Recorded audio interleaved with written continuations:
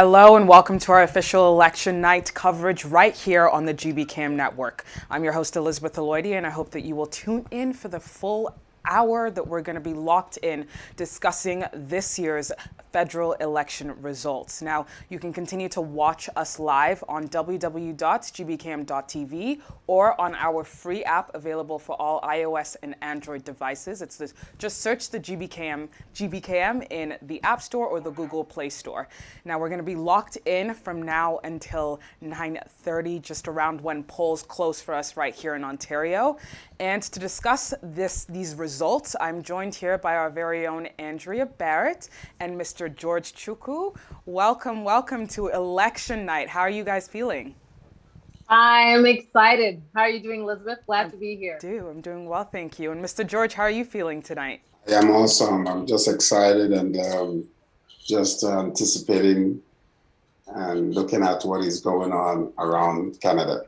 Yeah, now this year's elections have been quite the nail biter, quite close, especially between the Liberals and the Conservatives. I mean, right now, just pulling up our live results, we have Liberals in leading by 23 seats and have elected 3 seats so far.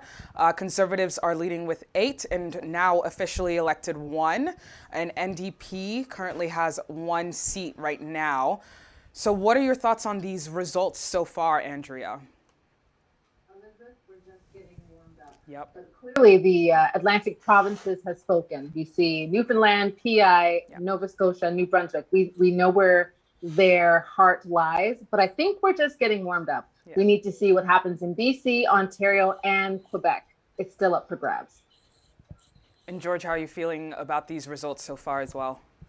Well, just like Andrea said, we're just warming up because the story we tell on our way to the journey is not the story we tell on our way back. So we're just warming up. You know, this is just the beginning. So we still have a long night to go. Yes, and we're going to be locked in right here on the GBCAM network, so stay tuned. Now, these elections, I mean, the main question is why did we have these elections? What was the point of them? And just starting our discussion off there, we know that our Prime Minister was looking for majority, right?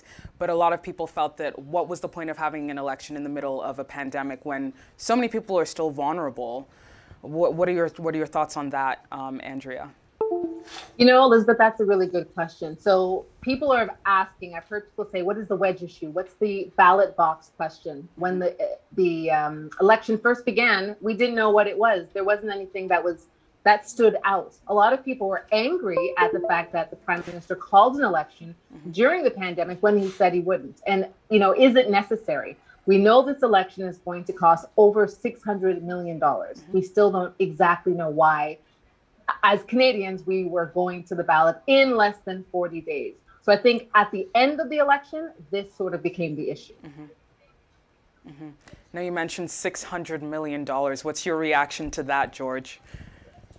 Well, you know, sometimes when things like this happen, especially when you have anticipation in government, for instance, there are many things that we have experienced since the pandemic. And many people were out of work, and the government were, you know, doing everything they could to keep the economy going. And especially when you have a minority government, if you're the leader of a nation, sometimes the stagnating elements, you know, that make it very difficult or hurdles for you to be able to successfully bring some policies. You know, I believe that part of the reason why he did this is all in anticipation that maybe he could be able to get a majority government that will make it easier for him, you know, to govern the nation and to bring recovery into what has already happened. That's my own assessment of the whole thing, because I have looked into every question that we're asked and all that kind of stuff. The only thing I can get out of it is when you call an election, there must be a reason. To me, the only thing that I could see here, the reason, whether it's right or wrong, that's another question. But for now, the only reason is he is looking for a majority government that will make those stagnating points and all those hurdles, if he can remove it out of the way so he can govern effectively. That's the only thing I can say. Yeah. And I guess we'll have to wait for the results to see if it was worth it to even be calling these elections. But I think the main thing on a lot of people's minds is, what if he doesn't, win the majority seats? Was it worth it in the end? Andrew, what are your thoughts on that? Elizabeth, that's a good question. Was it worth it? It depends on who you ask. I think if you ask the other party leaders, or if you ask Canadians in general, this election was very telling. People showed who they really were. Parties showed who they really were. And some issues came to the surface that we didn't think would come to the surface.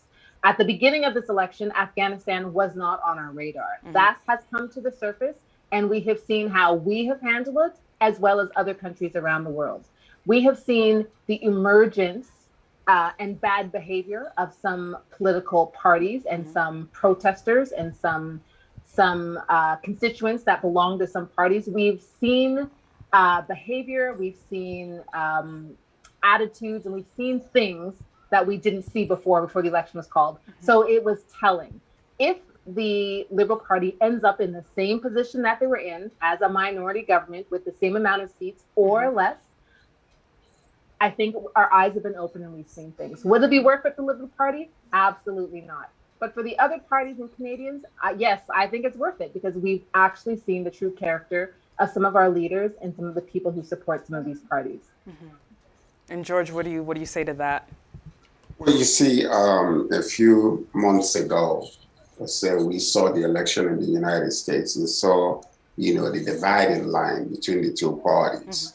And also, this election is telling us the same exact thing that is happening locally here. You have the conservatives, you have the liberals, you have others in the middle. So we are seeing a dividing line also, like what Andrea was saying. We've seen some things, even the Prime Minister himself could not go to certain places, or even canceled or delayed his campaign simply because of threats. So there are some elements, some things that we never did experience. I've never experienced it in this country that I'm beginning to see now, where people are becoming a little vocal. And my question is our neighbor next door rubbing off on us? That's one major question that we really need to ask each other, because if Canada, when I first moved here, I thought that Canadians are well laid back, which to a greater degree we're still laid back. But I'm beginning to see also that the what is happening with our neighbors are beginning to affect us. And when you really look into it, you could see that the people that are being affected, that are vocal, that are coming out aggressive, compare them to the people in the United States. You be the judge. In which ways particularly would you say that you're starting to see a little bit of, our neighbors down south rubbing off on us here in Canada? Well, you saw what happened in the Capitol Hill.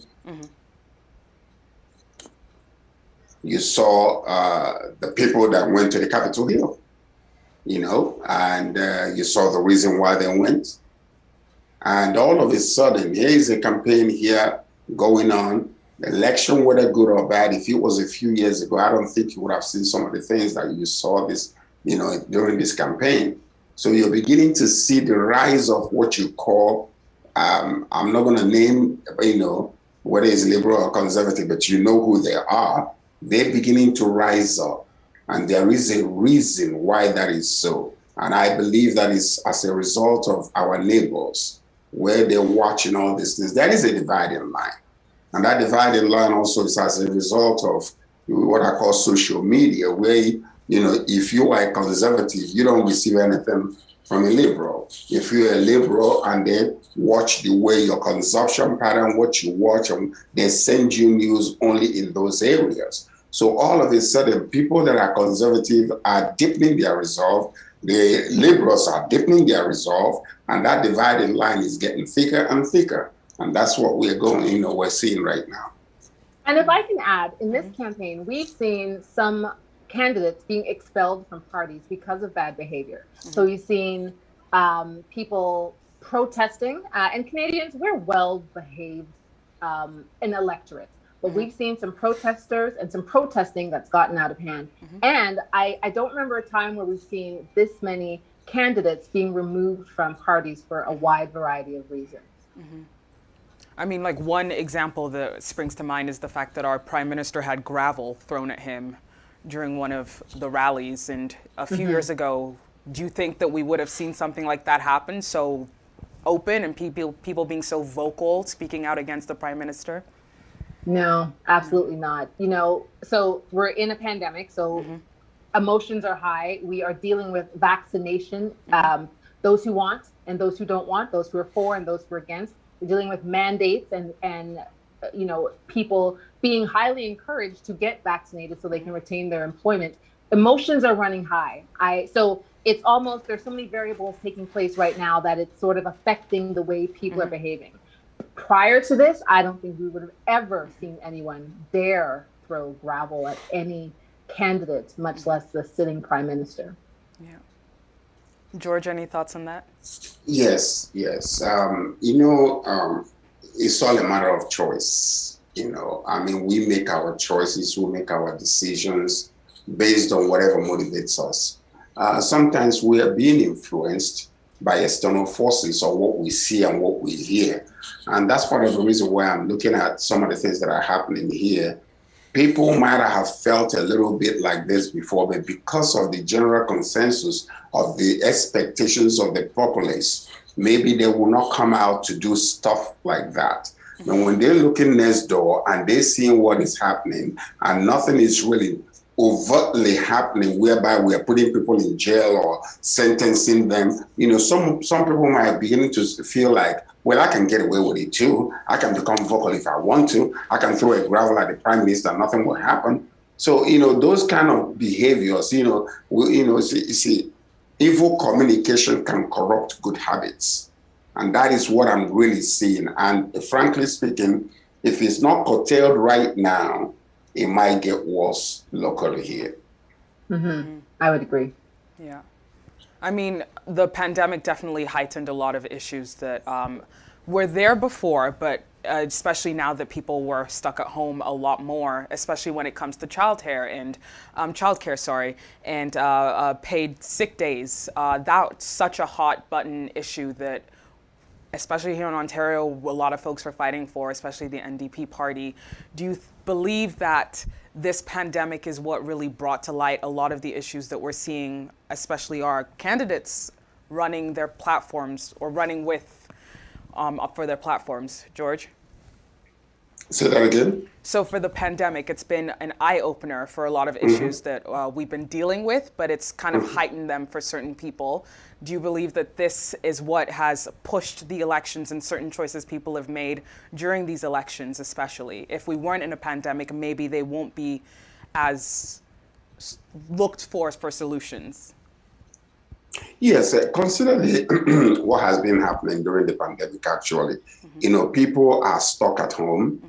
Many people that didn't used to have time to watch television or to have time to go through the social media, you know, things started happening whereby you just stuck at home with your wife and your children or with your partner or whatever the case might be. But, you know, you're being told not to go outside. So you have to find entertainment, and most of the time you have to watch television. And yet, like, you know, Andrea was saying, a lot of people's emotions were being heightened because of inactivity, because they used to get up and go when you want to, now you can't. Therefore, it's almost like a steam stuck inside of people, and they're finding a way to lash out. So possibly that's what is happening. But like I said before, when people are busy, if you got to go to work and then do your job, and when you come back, you have to deal with your family, find time to rest until the following day, you might not have time to these mundane pedestrian things that we're seeing today. But as a result of, you know, inactivity and all that kind of stuff, people were able to now begin to find places where they can put their emotions and lash out. That's what I believe that might be happening right now.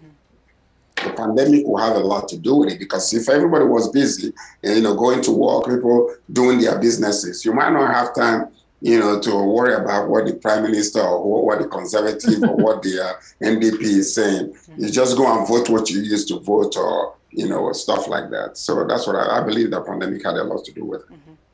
Yeah, have a lot to do with it. Andrea, your thoughts? You know what? I think this election shows the electorate that their voice matters, and things you took for granted, you're no longer taking for granted. The pandemic has disrupted our lives. There are business owners who no longer have a business. There are parents who are struggling with what to do with their children, send them to school, don't send them to school. We've seen what's happened to the healthcare. We know healthcare is a provincial jurisdiction, but federally, we see how it's all interrelated. So, and the vaccines, we didn't get vaccines right when the pandemic started. So I think people are more tuned in and aware of the role the federal government plays in their life. Before, we go vote every 4 years or so, we pay our taxes, we get a refund, we have to pay more taxes or whatever it is. But now the pandemic has shown us clearly how important the government is to our everyday life. And I hope that we have record numbers going out to vote despite the long lineups and despite socially distancing, but showing that it's important to make sure your voice is heard. Your vote matters. The government is impacting and affects our lives, and especially now in the pandemic. Look how many people received CERB. If you lost your job, like sometimes I think people forgot that we were in a lockdown. Lockdown. Could not leave, couldn't go to the store. Your restaurants were closed. You couldn't go to the gym. You couldn't go to work. You had to work from home.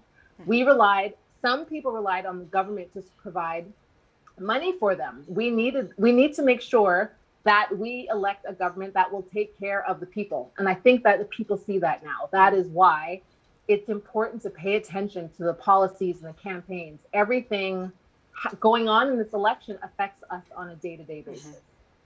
Yeah. Now, just looking up the updated results right now, we see that the Liberals now have 24 seats, Conservatives still at 8, and NDP still at 1. Just going into the vote share and percentages here, Liberals at 43.3%, Conservatives at 34.5%, NDP at 16.2%. We're also seeing that the Bloc Québécois party has now increased a little bit, gone up.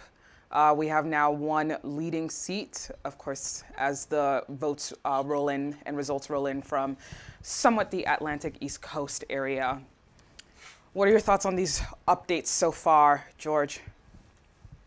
Well, I think things are happening very normally. What we had anticipated and hoped, because the strongholds of the conservatives are coming, and so we know that we are the area where the liberals are reigning right now. So as the results are coming in, they have to shift to certain other areas. But so far, what I'm seeing right now was anticipated, and it's coming according to what I thought would happen. Yeah. I mean, we have 8 elected seats out of 11 seats elected in the 338 ridings for Liberals currently. So, I mean, it's slow. We're still watching as the results are rolling in. But if we're just looking at this, some people may start celebrating a little early. It's still very early days. No, it's too early. Polls it's aren't too closed early yet, to celebrate. even here. Yeah. But just especially for those elected seats, for them. What are your thoughts, Andrea? Elizabeth, it's way too soon. I'm going to reserve my opinion for at least another 45 minutes. So as you said, polls are still open. So anyone who's listening to us on the GBKM app, you've got 45 minutes. There could be people still in a line or on their way to a poll. Please keep driving or keep walking. Just keep getting there. You've got 45 minutes and your vote matters. Every vote counts. Yes. These numbers, it's too soon to say. In order to get a majority, you need 170 seats.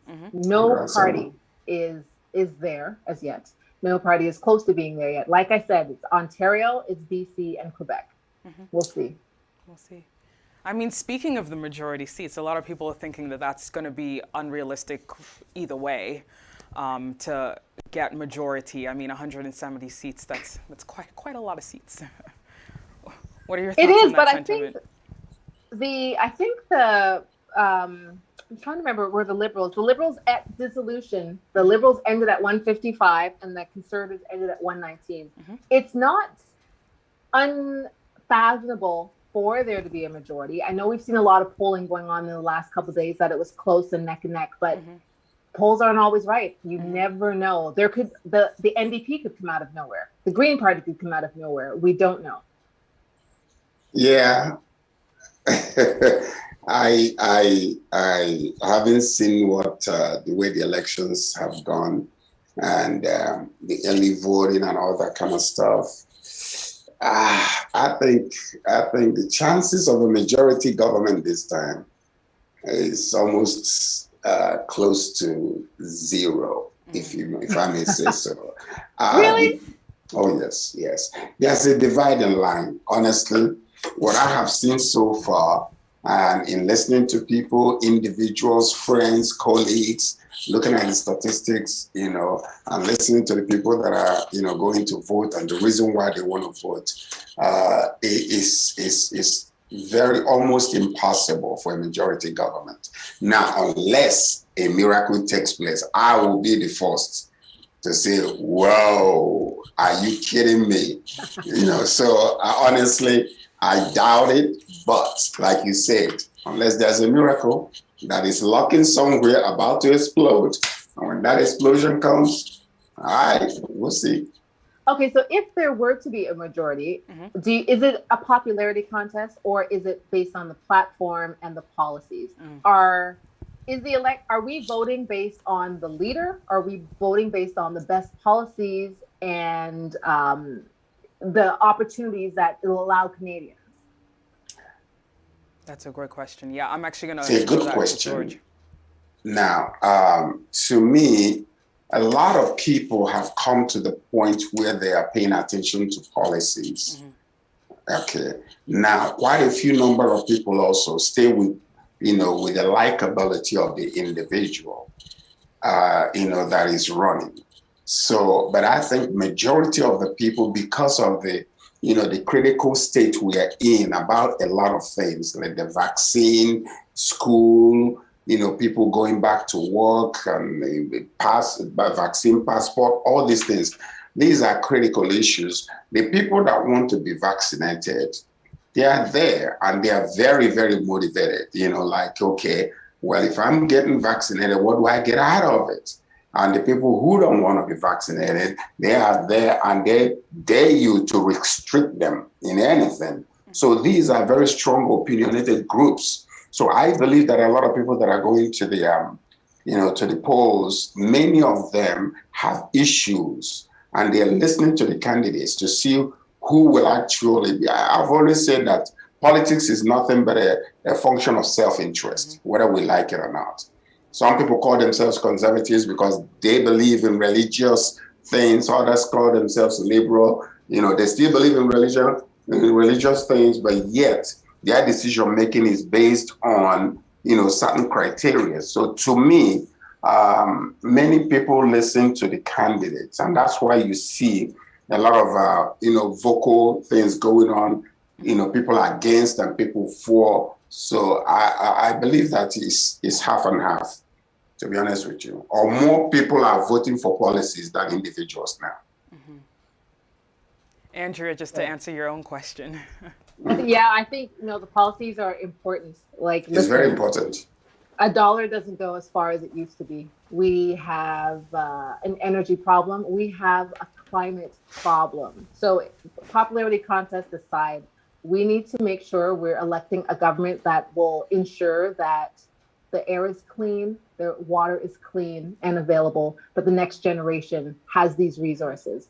Childcare, everyone's talked about childcare. Again, like I said, dollars don't stretch like they used to. They're finished stretching. Childcare is expensive. Look at what happened to our hospitals. We had to bring in the military in some parts of the province. Look at what's happening in Alberta right now. Healthcare, childcare, climate change, inflation. Those are important issues that we need to talk about. I hope no one sees this as a popularity contest. These, like you said, George, self-interest, we need to make sure the policies are in line for ourselves and our family. Yeah, I mean, we actually got to go out to some polling stations this afternoon, and the sentiment for a lot of people was just they want change at the end of the day, that they don't want to continue on in this pandemic. Seeing the issues that were raised, especially with seniors in long-term care homes, as you mentioned, healthcare especially, that the overarching theme was that people just want change and to ensure that their loved ones are kept safe no matter what. And if we do happen to see this pandemic stretch out, they want to know that, citizens are taken care of, the people that live here are taken care of by the very government we've elected into these leadership positions to take care of us. Yeah. And if I can mention something that is often overlooked is Indigenous peoples. We didn't hear enough about them. We need to be working more with Indigenous peoples and helping them right across the country. Not a lot of our politicians spoke on that, and that is vitally important. And students and young people. I heard a report earlier today that they felt neglected. They weren't spoken to, and there were no policies really directed at them. We have to make sure we're taking care of all people in Canada and all generations, all ages, everyone in every province. Yeah. Sometimes I have seen places where decisions are being made politically, diplomatically, and it's a catch-22 situation. It's almost like, damn you do, damn you don't, because you will not please everybody. For instance, the decision that Canada made, to restrict people from going out and making sure that what happened during SARS, that we follow the same, template and the same, criteria to make sure that a lot of people did not die. A lot of people were not happy with that. And even as it is right now, so many still feel like, this pandemic is a hoax, that is not real. And I've talked to people a lot. As a matter of fact, there is a good friend of mine who kept on saying the same thing, ended up in the hospital, nearly died, and came out, yes, the whole entire family contracted COVID-19 and, coronavirus. And he himself ended up in the hospital. The wife and the two children, they were okay, but they were not hospitalized. But, he himself, for 2 days, he was in the hospital, but did not get a bed, was in the hallway. Can you imagine that? And he called me several times from there, said, I never knew that it was this way. I never knew that it was this way. So when you are the Fords or the mayors in the city, where some people are, yelling in your ears, writing you letters, why are we getting locked down? I hate it. Why are you guys, trying to restrict us from moving around? Yeah, the hospital, the doctors are calling and, just say, hey, listen, our hands are full. We can't even move. We don't even have enough space, for the people that are getting sick. Those that are actually needing surgery and needing emergency, there are no rooms for them. So you are here hearing from two sides. What do you do? So it is really, that saying that, the head that wears the crown is always uneasy. So it's a catch-22 situation. What are you going to do? So now, like what you were just saying, how do we move forward? And that's what I think that happened here out of frustration, because sometimes when you want to bring in policies that you feel that will change things, bring about change, increase things to the people that actually need it, and then you're being stagnated or being stopped because you have a minority government.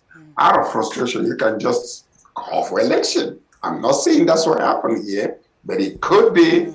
But anyway, that's what I think. So sometimes decision making, whatever you do, the left will fight with you, the right will rejoice. You make another decision, the right will rejoice with you, the left will fight with you. It's always going to be somebody who is displeased with a decision that is made politically. On that note, we are going to take a very quick commercial break, and when we return, we'll continue discussing the federal elections and the results as they roll in. Stay tuned. Do you want to be your own boss and make income or extra income with flexible schedule? Welcome to Keenan Courier. Keenan Courier works as a marketplace platform connecting customers who need something delivered with drivers that are willing to serve them. Courier with any vehicle, better trip allocation, and cash out your earnings whenever you want. Download our driver apps today to sign up. Okay, hang on, we're gonna. Helpful. What can I say else? So, like, what are your thoughts on some of the outcomes for this election? Listen, I would like to change something, in our life, because the previous members, I guess they don't do well, and because of that, I come over here, to to vote for somebody else. Yeah, especially during the pandemic, right? Exactly. Yeah, thank you. Okay. Thank you. Hello and welcome back to our official GBKM Canadian federal elections coverage. It's election night. Results are slowly rolling in, and I'm joined here by Andrea Barrett and Mr. George Chukwu as we discuss this year's federal elections.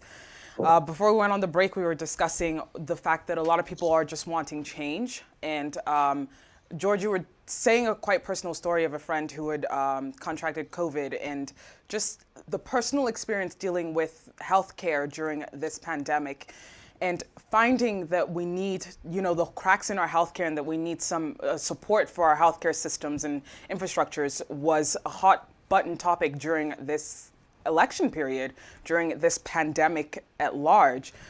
Moving forward, what are the main things that we'd like to see in terms of change from our elected officials, starting with you, Andrea? I would like to be able to have my money go further. I think it's really important that we focus on climate change. It's not something that I think we just talk about it now, but we really need to do some action. Action is important. I think of the two Michaels. There are two Michaels languishing in China. Why haven't we done more? Are we doing enough? So I think that's important. I want to see our next government get a better handle on the military. We're hearing a lot of issues about sexual assault happening in the military. I want our next government to do more to investigate what's going on there and change the culture. It's not acceptable the way things are currently going on. That is important. I would love to see more assistance and more recognition and more action when it comes to the Indigenous peoples. There are reports and there's a lot of talk. There are still water that people cannot drink or don't have access to. I'm looking for something like that.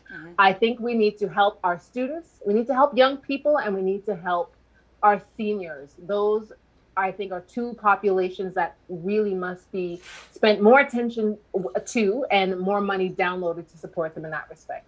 Those are things that I'm looking for. And George, for you? Well, I think basically she covered the children, she covered the military, Indigenous people, covered the elders, covered the economy, inflation, covered the climate changes and things happening. I think she just hit everything on the nail. So I am behind you, Andrea. I'm in support of you. But actually, one of the things that I want to also continue to see is minority involvement in the government of this country. Yes. Because a lot of minorities are their voices are muted because they have no representatives. And am I going to say that because of the way Canadian politics is, I have seen where so many groups of people will gather together and say, we want to remove such and such an individual. And they bring their children from downtown and from other areas to come into the riding and vote that individual out. So, I would love to have, for instance, you have areas where let me just say, you have little India, little China, little this and little that, little this and little that. And you see that when people started coming here, they congregated together. They were able to receive a place what they call their own little place. If I want to eat Chinese food, I know where to go downtown. As much as they are dispersed, yeah, there are places where they are congregated, where if they bring a candidate there, the likelihood that that individual will win is very high.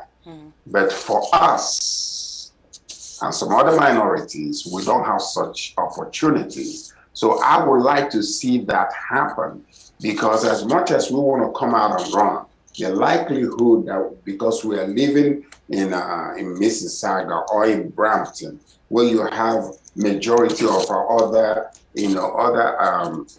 ethnic people living, the chances of you winning is very, very low. And how is it then that you could be able to go out there and become a voice for the voiceless among your community? So that is one thing that I would like to see happen.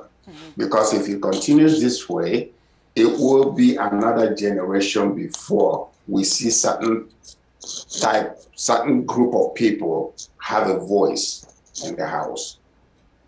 Now, when we think about we have our ideas and opinions on what we'd like to see change and what we'd like our governments to do to better our lives, making our money stretch, really taking climate change seriously and actually putting their plans into action so that we could see them come to fruition, providing proper and clean drinking water for indigenous communities that have been left to fend for themselves. A lot of the times, we're thinking, okay, we vote people in and then we can't really have a say until another 4 years or until the next provincial elections.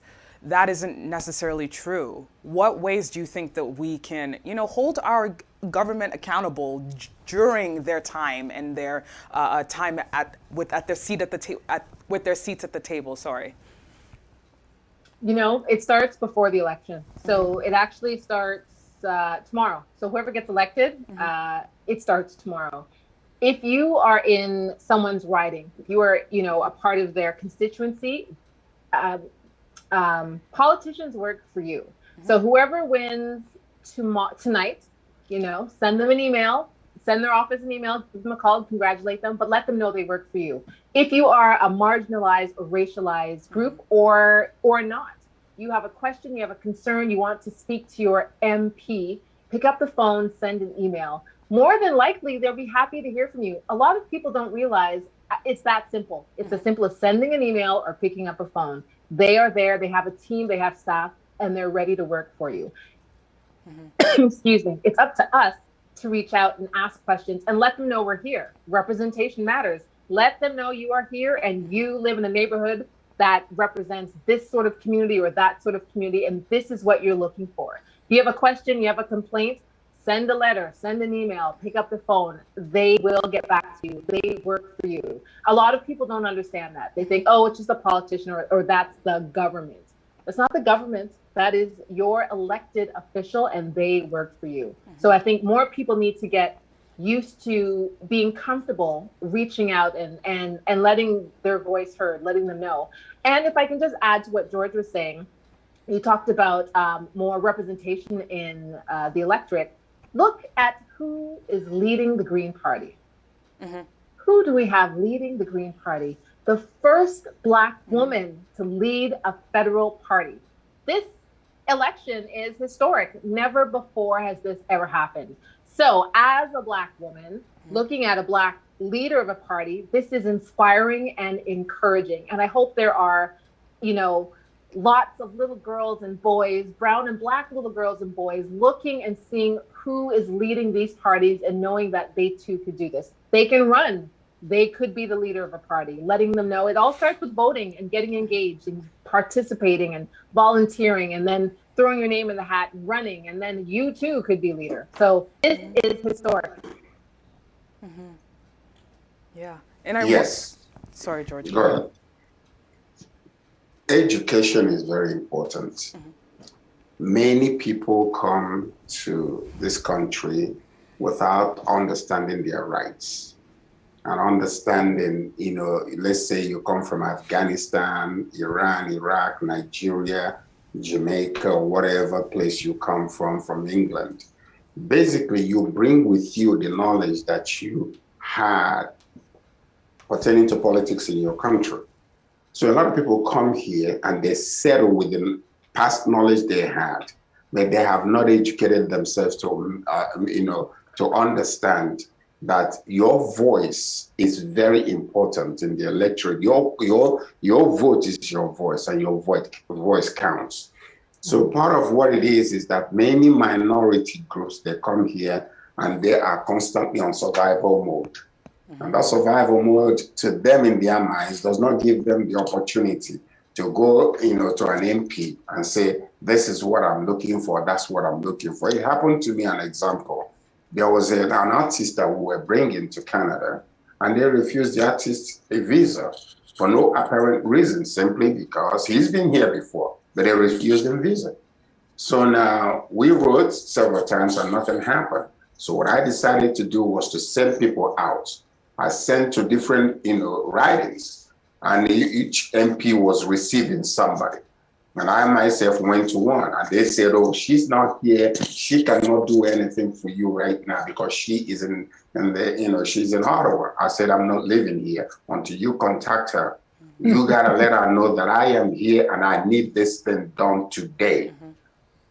I have a lot of money just, spent already. I'm not gonna lose my money. That woman was there in Ottawa, wrote a letter to the High Commissioner in Nigeria, and visa was given, driven to his house and given to him. That's what I'm talking about.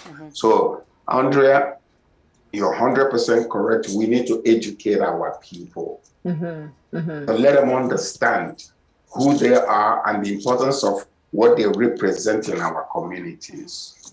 That's right. I like the expression, you don't ask, you don't get. We complain at home or to ourselves. We need to pick up the phone, send an email, or call somebody. They will respond. If they don't respond, you keep sending an email, you keep calling. A very similar example to what you had, George. There was a situation where a gentleman in my city had an issue that I couldn't help him with. So he needed to speak with an MP. We emailed every single MP in the region, and people started to respond. Some responses were like, oh, where does he live? What's his address? Oh, he's not in my riding. Sorry, I can't help you. Others were like, oh, he's not in my riding, but this is what you do. Contact this person, call this person. Let me see what I can do. It ended up where someone just like you did write a letter to support and help him with the situation, because that's what their job is to do, to help their constituents. So I'm glad that your story worked out well. Sure. Why do you think that for so many people it feels so inaccessible, especially when it comes to educating ourselves on who is even the MP in our area or riding, who we can contact? Like, why does it feel so inaccessible to people? George, start with you. Well, like I said, education. Education, I mean, is not whether you have a PhD, or you have a master's degree. Education is, letting them know the way politics works here. It might not be the same in your own country. Politicians in third world countries are inaccessible. You can't find them. You can't go and see the president. The president himself is untouchable. You can't even hear him.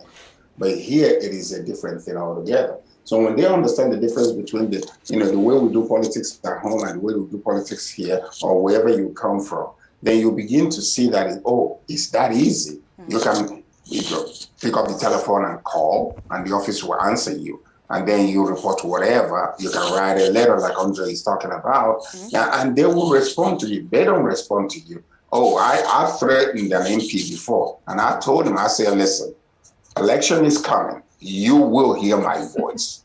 And I am not joking, because right in this place, I will bring my people to make sure that you go down. And I am telling you, he wrote me a letter, invited me to dinner, and then solved that issue immediately, because there are voices that they understand. There are people, there is something you will tell a politician, and they will know that just the same way I can go somewhere and eat and tell Andre, that place is amazing. You can go over there. Andre will take friends there, and the place will, start booming. In the same manner, a politician's name can actually be messed up because they refuse to help their constituents. And when you spread that news across, believe me, it will not be pretty for that individual. We're only spreading good news tonight. Good That's it. election news. Election news. Positive That's vibes it. only. That's right. Only good election news. But to answer your question, Elizabeth, I think when you help people connect the dots. So my mother, who's older, she's a senior. So when we go to the pharmacy and we have to pay for her medication, that's when you can start to connect the dots. We don't have a pharmacare program in this country. If you have to buy any sort of medication for anyone who doesn't have benefits, learn to connect the dots. If we had a federal pharmacare program, you wouldn't have to pay as much. Looking at what's happening with every time you're working and your income is taxed, your income is taxed is going to the government. Different levels of government, but it's going to the government. When you first start getting into the working world and you're making $15 an hour, but you don't take home everything you've earned, you're paying taxes. That's when you can connect the dots and teach people just getting into the working world. This is your money's going to Ottawa. It's going to the government because we have things to pay for, and it's sliced and diced like this. Once you can connect the dots and you teach people how everything works, they become more engaged and more interested. Sometimes it's a lack of understanding or just thinking, that's them. It doesn't really matter. It doesn't affect my life. Once you connect the dots and you show people how it affects and impacts their life, then they start getting interested. Now, I mean, right. in terms of education, we know that social media is a very powerful tool to reach the masses.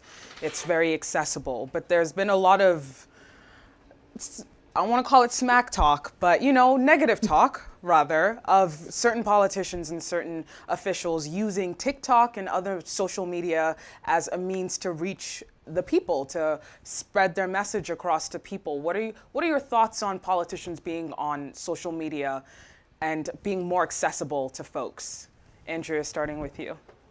Absolutely, go for it. Social media is media. That is how we communicate. So before we were doing print and television and radio. Now we're everything. You've got TikTok, you've got Instagram, Twitter. You have everything. You have to be where the people are. You don't go where you want them to be. You need to be where the people are. If you're trying to reach young people, you need to be on social media in particular. I think it's a great tool, but it's almost like buyer beware. As easily accessible as they are, you're just as easily accessible. And we've seen people on social media, they're mean.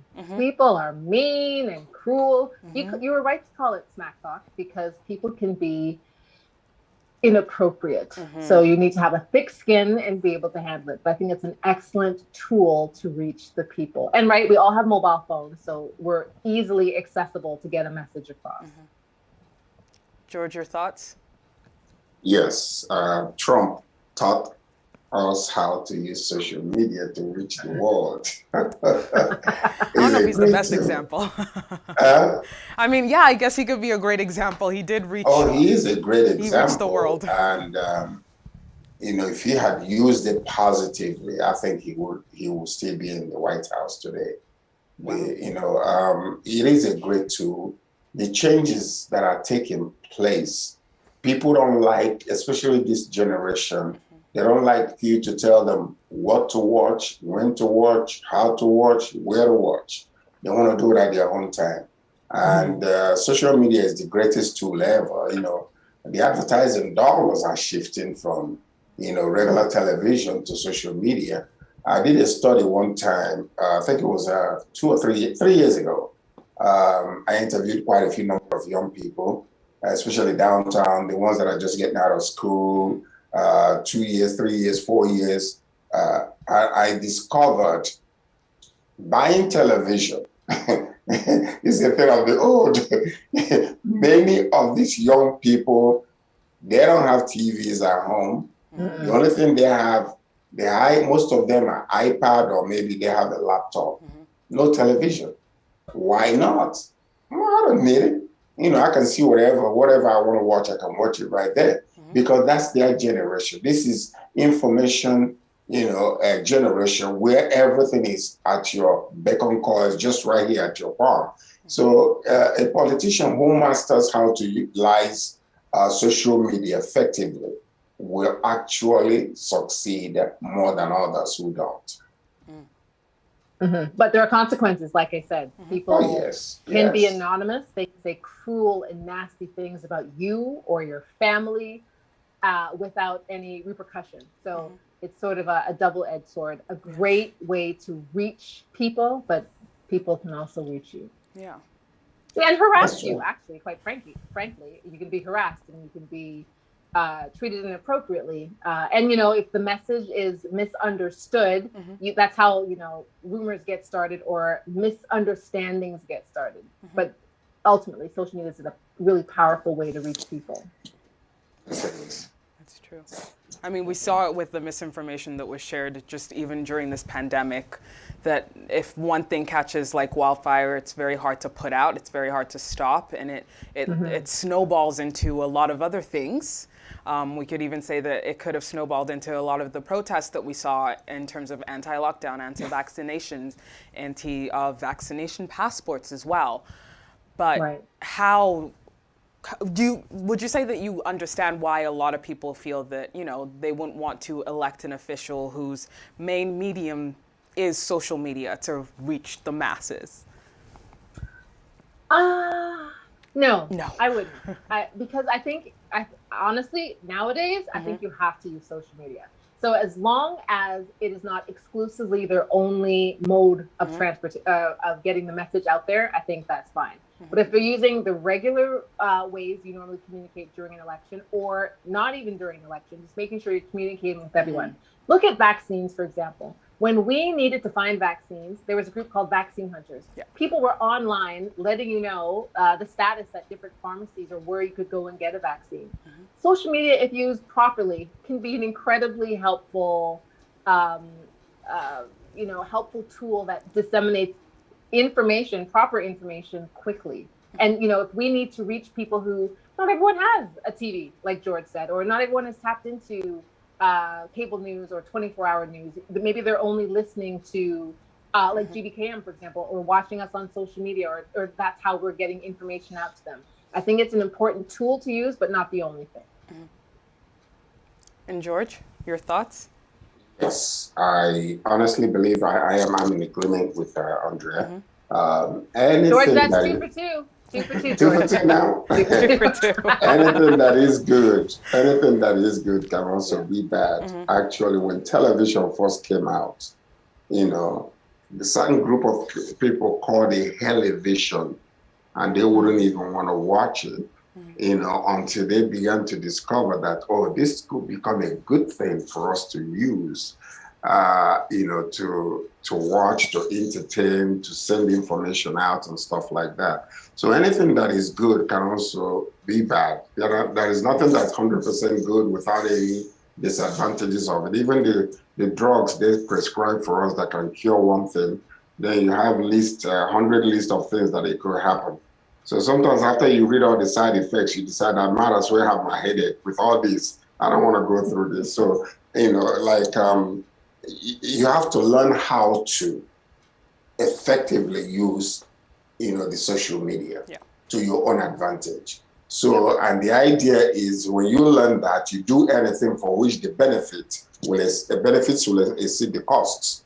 And that's what we do. So you got to stay with the benefits and make sure that you learn it in such a way that is even the little discomforts that you might get, the other one, the benefits outweighs it. So you continue with it. That's it. Yeah. Now, the polls are going to be closing for us here in Ontario at 9:30, so you have just over 10 minutes, about 12 minutes now.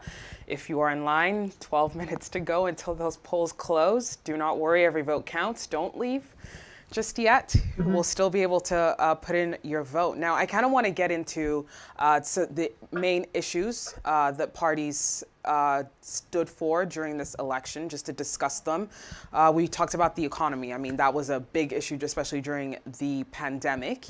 Now, for the Liberals, some of the points and issues that key issues that they raised is that expanding the EI sick benefits to 26 weeks, allocating about $250 million to for a 3-year aerospace pandemic recovery bailout, allow firms to expense up to $1.5 million in eligible investments in each of the next 3 years, and increasing the federal minimum wage to $15.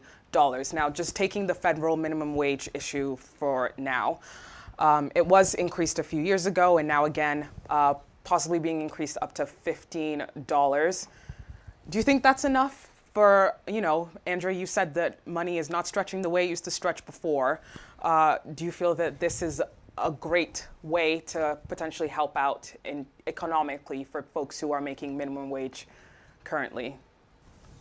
I think it's a start. So it's important to increase the living wage for all Canadians so that everyone can be able to live comfortably. It's a start.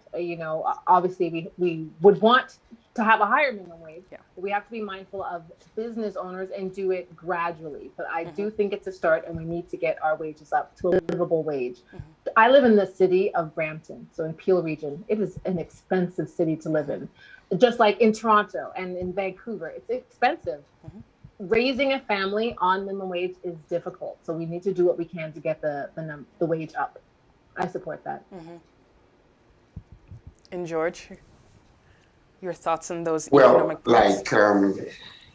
Minimum wage is good to be increased because you have to balance it with inflation.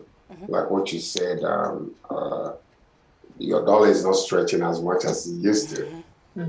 Our gas today is $1, almost $1.40 per liter. Regular.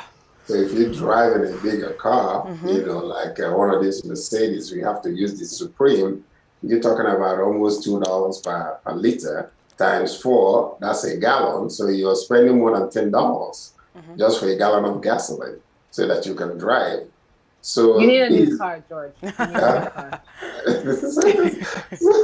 No, I should say. Maybe so TTC. What I'm saying, also another aspect, the other side of the edge of that sword about increasing minimum wage is to also make sure that there might be some kind of help for small businesses.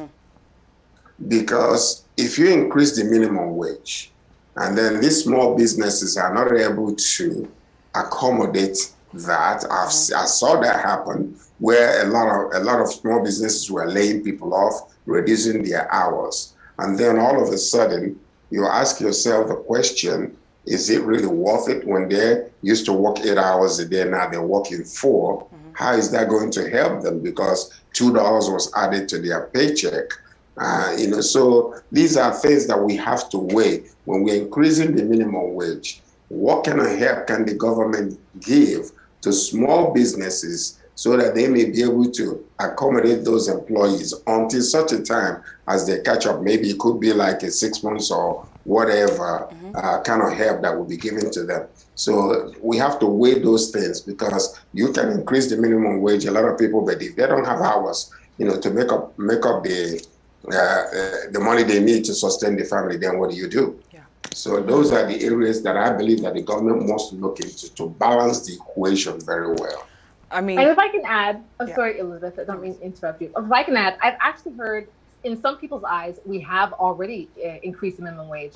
There are employers having a hard time finding employees right now. When you go look in the hospitality industry, almost every business is looking for help because those who are not working, those who they used to work there are either switched industries or they're collecting money from the government. So more money to stay home from the government as opposed to what some employers in the hospitality industry, for example, are currently paying. We're short labor. We need servers, we need cooks. The hospitality industry, for example, needs a lot of staff. I'm actually glad you brought that up because one of the Conservatives' points for the economy is to have loans of up to $200,000 to help small and medium-sized businesses in hospitality, retail, and tourism, with up to 25% of those loans forgiven.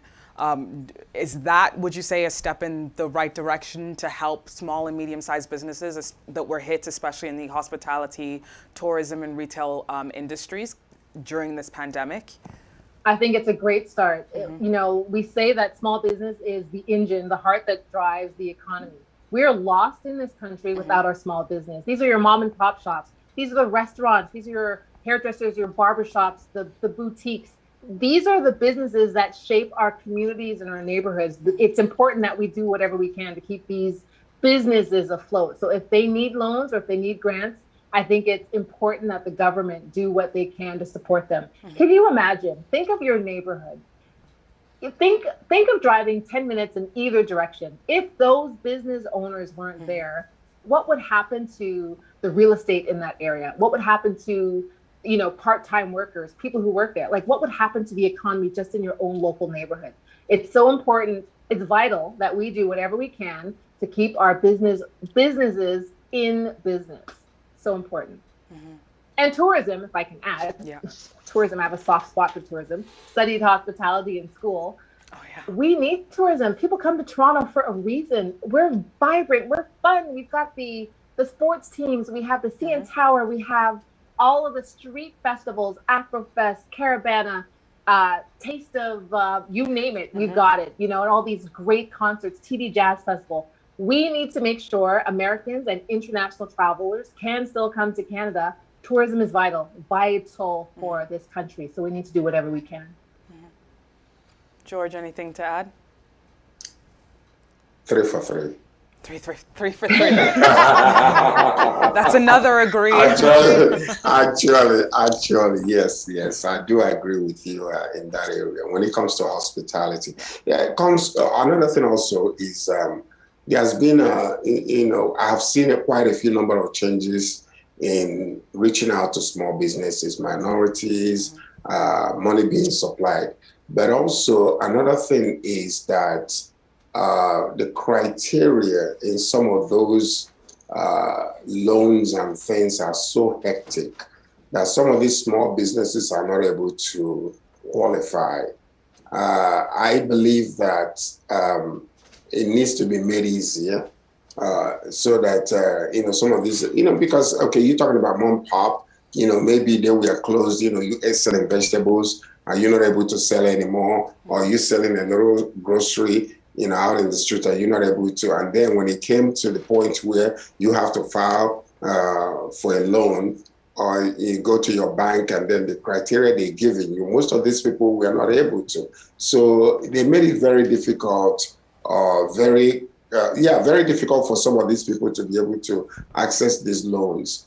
And also another thing that I think that needs to happen in bringing out some of this money into the community is education. Because I've seen people, money is given to them, a woman owned a restaurant, and then they were able to go and grab a loan. When they got that loan, the restaurant is still as shabby as it was before. I could not see anything. The only thing she could do is to go and buy a GL Mercedes and put in front of her store with the loan that she got. Now, all of a sudden, you're asking yourself a question, because the bank, when they give you a loan, they want to make sure that you utilize it to the best of your own ability to increase your business and increase profit. So if you're now abusing that, what are you doing for those who will eventually come again, maybe from your community? Let's say, for instance, hypothetically, there's a certain community, everybody giving the money, they're using it to just buy cars, or they ship the money outside of the country. The money is not revolving in our community here to increase the economy. So what do you do with that? And some of these loans will be defaulted. So these are the things that we have to look into and make sure that the seeming blessing for increase in business don't become a cost to our communities. So that's what I have to say in that. And on that note, we're going to go on our next commercial break. But once we're back, we're going to continue discussing the hot button issues that have been brought up during this election. Stay tuned. Do you want to be your own boss and make income or extra income with flexible schedule? Welcome to Keenan Courier. Keenan Courier works as a marketplace platform connecting customers who need something delivered with drivers that are willing to serve them. Courier with any vehicle, better trip allocation, and cash out your earnings whenever you want. Download our driver apps today to sign up. With Liberal or Conservative and NDP, and hopefully it will be we chose the right policy, and at least it will be more active than the last one. And especially in terms of how the pandemic has played out, what are you hoping they will continue to do or do instead now? Oh, the pandemic, I think I don't think they did anything wrong this time, except it took quite a while to get the vaccine. It could be expedited. But as far as vaccination, I think it's going well. Yeah.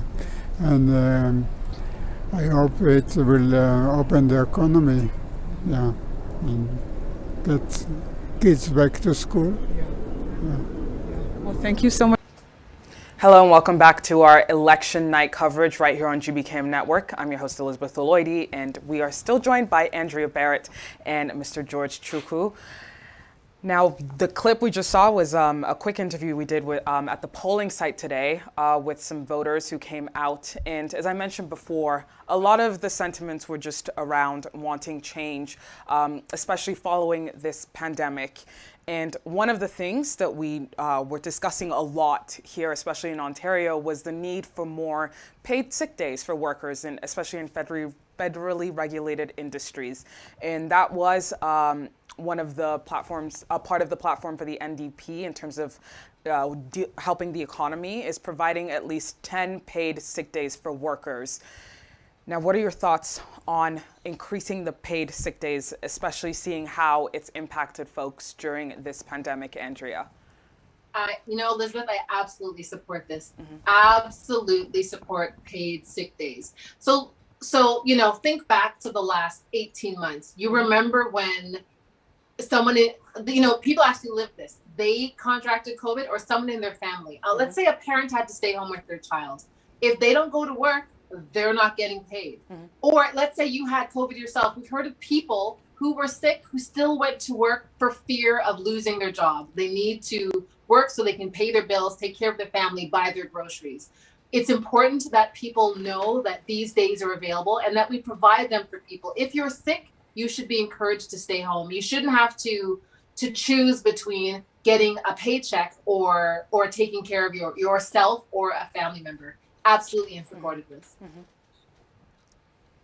Now, a lot of people wonder how realistic some of these things will be, like fixing certain issues, where the money could come from, whether, we'll actually see these come to be. Politicians are known to make promises, and then we don't always hold them accountable to the things that they've promised during elections and campaigning. But in terms of these policies outlined here, increasing federal minimum wage, loans of up to $200,000 for small and medium-sized businesses, providing more paid sick days. How realistic do you feel that these could be for our governments to actually put in place, and why haven't they already done so? George, I'm going to start with your opinion.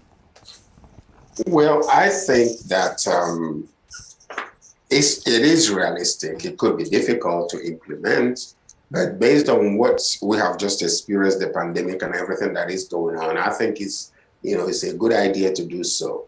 Implementation of it is another thing. There are we got money that's sometimes we waste in some areas that could be channeled in some areas that are needed. So it's almost like, you have to make a decision. Okay, well, I'm making these promises here. The question is, do I increase taxes in order to accommodate, in order to sustain the promises I'm making? If I'm to increase taxes, to whom do I increase those taxes? Is it the higher income people? Or is it the middle class, or is it the lower class?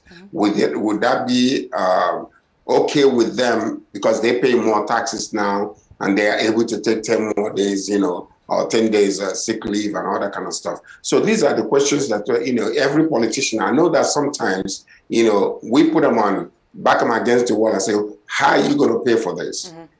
And if you say this is the way you're going to pay for it, so what happens to this particular, the money you're cutting from this, What do you do with that? Are you going to reduce these services in order to increase this? Will you take this money out of here and put it here? So these are the things that most of the time, as for the implementation, it is easy to implement.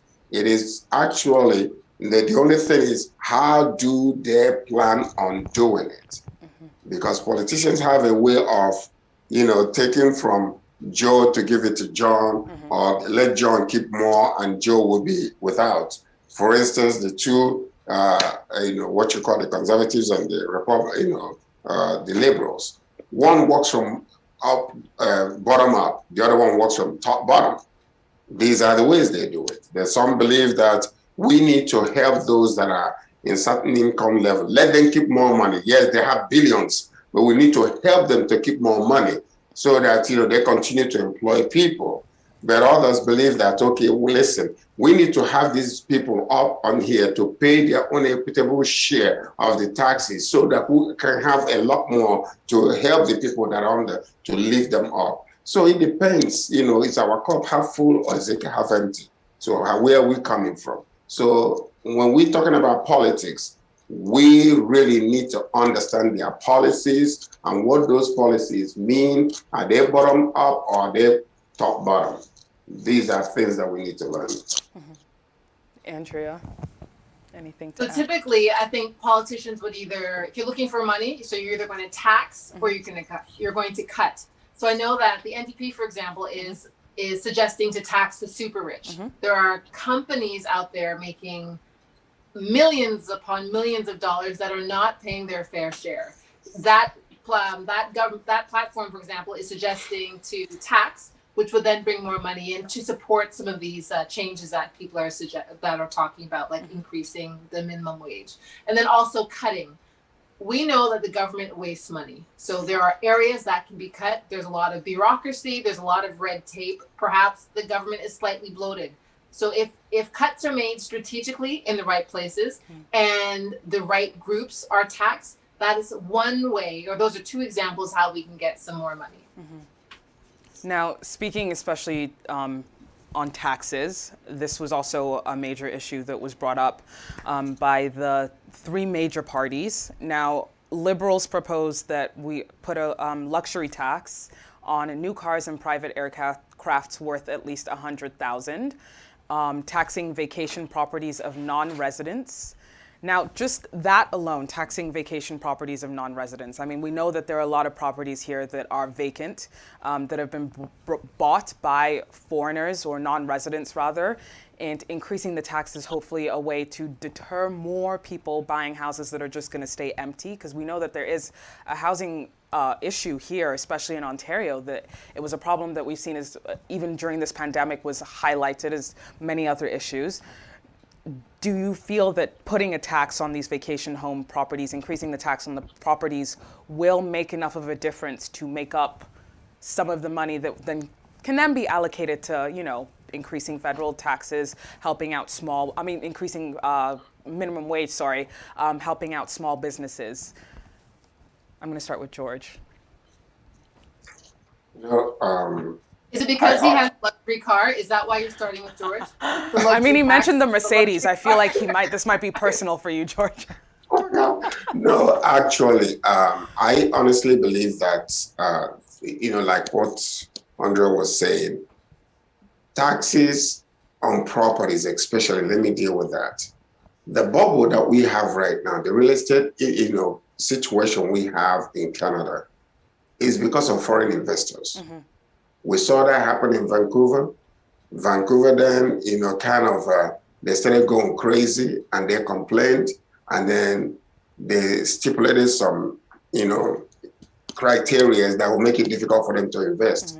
And they turned their interest to Toronto, in this Ontario area. And we have seen that, houses just skyrocketed, because demands are so high. And these people are able to just sell a condo in China and buy 5 properties here, US dollars. So these are the things I believe that, and yet buildings are being sold, but we still have housing situation. Because if the houses are empty, nobody's living there, but yet Yet we're building more. They're being bought and nobody's living there. They're all empty. So I believe that it's a good decision to tax those properties. And especially with Airbnb, originally they didn't used to be taxed because you see a lot of people flood money on condominiums. They don't want to rent it out. They just want the Airbnb type of thing. So when you begin to tax these businesses or those investments, that will actually curtail them from buying more, and that will reduce, the bubble. Today, as we speak, young people that are starting out cannot even afford to buy a house. Condominium right now is just crazy. When you go out there, what you paid 10 years ago for a house in Mississauga, you can't even use it to buy a condominium in Mississauga or talk less of downtown. So these are the things. So I believe that if they do that, that will be great. Because if you come to what we call the religious institutions, everybody pays 10% as a tithe. So why is it then that all of a sudden, if we do it 10%, everybody will have what you call a ground level tax for everybody? That might even be better, But as we see it these days, our brother down on the other side of the country never paid taxes for 20 years because there are loopholes for the rich. They can find a way to hide their money and they won't pay a dime. So all of a sudden you see the middle class and the lower income, those small businesses are the ones paying their taxes. And they cannot miss it because they miss it, they can't afford the penalties. But the rich can hire high-powered lawyers and accountants and they find these loopholes and they buy businesses and go bankrupt and then put the regular prices on them and then spread their tax breaks for 10 years and they don't pay nothing. So a small businessman cannot afford to do that. So I believe that taxing the rich equitably, fairly, to bring down, to help the people that are disadvantaged is a good idea. I mean, NDP are proposing a 1% tax on wealth over 20 million. Now, Andrew, we kind of got your opinion on that. Do you feel that that's enough for wealth amassing that much to then get things started in terms of, getting money to then reallocate to necessary things? For example, healthcare, farmer care especially, housing, etc. I do. I think it's a start. It's a start. So I feel like no one technique or strategy will solve all of the problems, but if you do it incrementally in different areas, I think it'll get us there. Housing, like George says, I live in Peel region, so part of the GTA. I imagine that our parents and our grandparents never in their wildest dreams would imagine house prices that are today's housing prices. Your grandparents, when they came to this country, bought a house for $40,000, $50,000. Today, houses are selling for $1.2, $1.5, $2.1 million. A 500 square foot condo in downtown Toronto and maybe even Vancouver can be $1 million or close to $1 million. It's very unaffordable. How on earth are anybody in post-secondary or younger going to be able to afford a home when their wages are not keeping up with what real estate prices are? How? So it's important that the government come up with all sorts of strategies and tactics to help with housing, to make things more affordable. So anything they can do to tax the super rich or to make the necessary cuts to make it affordable is so important. We need more housing, affordable housing. Couldn't agree more. I'm part of that group. Right. The millennials. Do you have your 2.1 million ready, Elizabeth? You know what? It's in my pocket. Let me just dig it out. I can lend you some. I wish, right? If only it were that There's a hole easy. in my pocket. Now, climate change. We kind of touched on this a little earlier in our discussion, but just to bring it back, some of the proposed ideas to help deal with climate change from the NDP is to modernize and expand public transit with the goal of electrification by 2030. Now, we're seeing some buses become more climate friendly, if you will. And we know that public transportation is the best option. It's like carpooling on steroids, essentially. But a lot of people feel more comfortable driving in their own cars. You know, you'll ask someone who says like, oh, the TTC is just not as accessible. Sometimes I have to walk 15 minutes to get to my bus stop. That is a personal example. The closest bus stop to my area is a 15-minute walk. And, you know, in the dead of winter, a 15-minute walk in the summer sounds beautiful, but in the winter, it sounds like a nightmare. But it seems like the onus is, you know, when we talk about climate change and climate issues, a lot of the time it's, oh, what are we as the consumers doing? Why can't we cut down on the amount of plastic we consume? Or why can't we cut down where we're driving on our emissions and, you know, gas? Why can't we buy more electrical cars, which are pricey? But then when we think about the corporations that, you know, are putting out so much waste, gas emissions and all of these things, it's necessary to look at how we're dealing with these corporations. Would you agree? I'm going to start with Andrea. Yes, I would. I think that everyone plays a role. Consumers play a role, companies, manufacturing organizations, and the government plays a role. We need to hit our targets, and we need to educate or incentivize people to reduce the amount of pollution and anything that's contributing to the climate. I feel like the earth is on fire. The earth is on fire. Every time you turn on the news, you're seeing some tragedy, something that shouldn't be happening in some part of the world. We saw what was happening in Greece. We saw what's happening right at home here in BC, the fires, the death and the destruction, the displacement. Climate change is real and serious, and we don't have a lot of time to negotiate and discuss and argue. We need some action, some serious action that will take place now, so we can do what we can to save the environment, save the air, save the next generation. We need to do what we can now. If that means increasing rates on whatever needs to be increased, or reducing different targets, or increasing targets, we have to do it. And we need to do it quickly. We need to stop talking about it and start doing it. Yeah. George, your thoughts? That's a very dicey situation there when it comes to climate, things. Sometimes I believe that we have to stay in the middle. Like when you're talking about plastic consumptions and all those type of things, I believe there are things coming out right now where some of those things can be recycled and used on the roads and other areas where we can take the plastic that we're using and be able to recycle it into something very important and very useful in the community and in our society. Actually, I used to be against the adamants over the climate change until a friend of mine went to China. And when she got there, she actually called me on a video call. And when I saw the place, because she was telling me she couldn't breathe, it was very difficult. And I was like, I don't understand. You can't breathe. What is that? So she went downstairs and actually took a video and showed me the climate, the whole entire place. It was so funny. And this was like what they are used to, and it was because of pollution. That's when I realized how dangerous this stuff is. All of a sudden we see there is increase in cancer in people. We don't know where those things are coming from. Our foreparents, did not experience the type of things most of us are experiencing right now.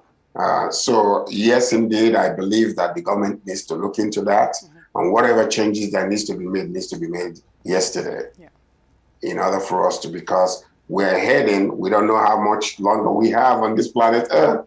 But like Andrea said, it seems like this planet is on fire, and literally it's on fire. So yeah, I'm in agreement with that too. Yeah, I mean, you mentioned something really important there, George, is that there are a lot of innovations right now in terms of recycling.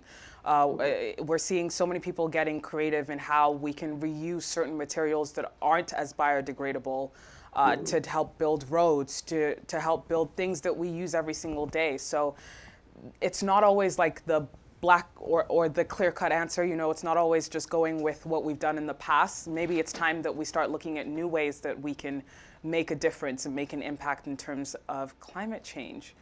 That's right. Now, our time is almost running out here. We're going to go back to an update on what the results are saying. I know it's still early days. The polls just closed for us here about 19 minutes ago, but right now what we're seeing in the polls is that Liberals officially have 20 elected seats. Conservatives have 6 elected seats. Liberals are leading by 47 so far, and 21 to Conservatives. Liberals have 42.4% of the votes, and Conservatives had 32.1%. Our NDP is leading with 6 seats and 17.1%. Now we're going to go through to the Green Party that has 3%, People's Party 4.5%, and the Bloc Québécois 0.5%. Those are your updates on the results. Of course, still early days. Polls are still open across Canada. I mean, BC still has until 7:30. Right now, it's just coming up to 7 for them over there, so about 30 minutes to go. Looks like we're not going to get a full result right now, but just judging by what we see so far, we're feeling somewhat more comfortable. I know it's still early days. It's still early to tell. How are we feeling, Andrea? Well, all right, so Ontario's closed. So the numbers are going to be coming in now. So I think we're going to see, look, it just jumped. It literally just jumped as I was speaking. I think we're going to see some change within the next 30 minutes. The Greens are leading or have 1 seat. So, you know, I've heard that tonight is telling for a lot of leaders. So a lot of party leaders could change after this election. One leader called an election during a pandemic. We don't know how responsible that was. There's another leader who is dealing with some infighting within their own party. It's almost do or die for specific leaders in their parties because these numbers really mean a lot. They need to maintain their seat. In the Green Party, for example, Anna May Paul does not have a seat. She is fighting for a seat. If she is not elected, there could be talk about removing her as leader. The same thing could happen for the Liberal Party and the Conservative Party. Is it a win if the Liberals take a minority, become a minority government? Is that really a win for them when they were in a minority position? So that leadership could be challenged as well. So I think a lot can happen in the next 30 minutes. Like, you kind of want to hang on for the next 30 minutes just to see where it's going, right? It's the popcorn. Yeah, literally. Like, I'm like over here. I need to be like nervous eating or something. George, what are your thoughts as we round off today?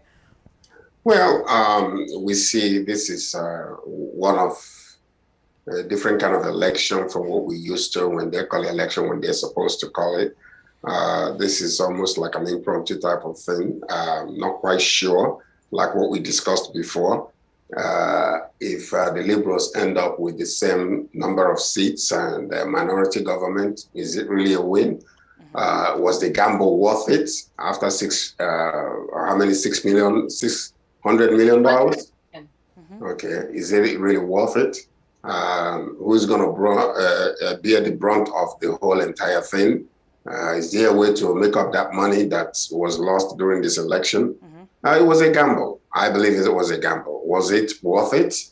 Well, time will tell. Yeah. So we're here, still watching. I know from what I'm looking at here is 58 for the Liberals, and then 25 for the Conservatives, and 6 and 1. So it's still early. It's still early. So anything could happen in the next 30 minutes to 1 hour. So, you know, all we have to do is to keep our fingers crossed and then keep on watching and seeing. I believe that by the time we wake up in the morning, a clear winner, you know, it might not be all together, but we will know exactly where we stand. Yeah. You know, whether the Liberals will maintain the government, how many seats they're going to get and all that kind of stuff. Yeah, so this is really a very, very, very, very important election. You know, almost like I'm iffy about him calling this election, but as a result of what I have learned, the lessons and the warehousing, the polarizations and everything. I don't know if I don't hate it. I'm just going to stand in the middle. That's what I'm going to do. And I'll keep on watching from under my oak tree. A comfortable spot. Well, thank you so much for joining me today to discuss these federal elections. And as Andrew mentioned, will it be worth it? We'll have to wait and see as the results keep on rolling in.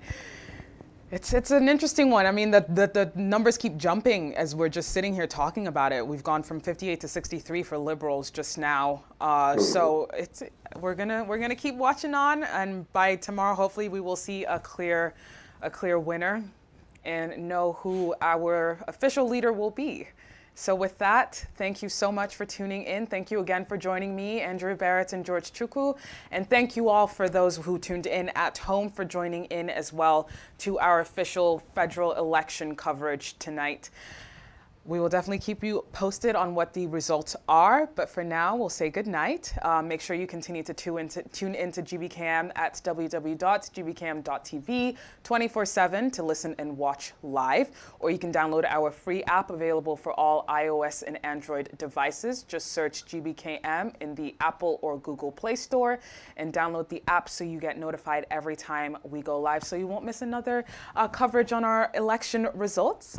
And make sure you follow us on Facebook, on YouTube, on Twitter and Instagram at GBCam Network. And with that, I say good night and take care. So if you could just introduce yourself, how long you've been voting, basically, without telling your age, of course. How long I've been voting? 4 years. 4 years. Oh, not 4 years, 4 times. Okay. Yeah. So what are your thoughts on this rather speedy federal election? I don't like it. I don't like how it's he had to pull it off at this time. I think it should have been better off just waiting it out a bit, maybe 2 more years. Making it to the end of his term first. Yeah. So what are your hopes for the outcome of these elections? Honestly, I think both the major parties aren't doing what they're promising, and I'm just hoping something changes. People are saying, vote NDP, and the people are saying it's, you shouldn't split the vote with the liberals and stuff. But I feel like all the parties are the same at this point, and there needs to be something different. Yeah. Do you want to be your own boss and make income or extra income with flexible schedule? Welcome to Keenan Courier. Keenan Courier works as a marketplace platform connecting customers who need something delivered with drivers that are willing to serve them. Courier with any vehicle, better trip allocation, and cash out your earnings whenever you want. Download our driver apps today to sign up.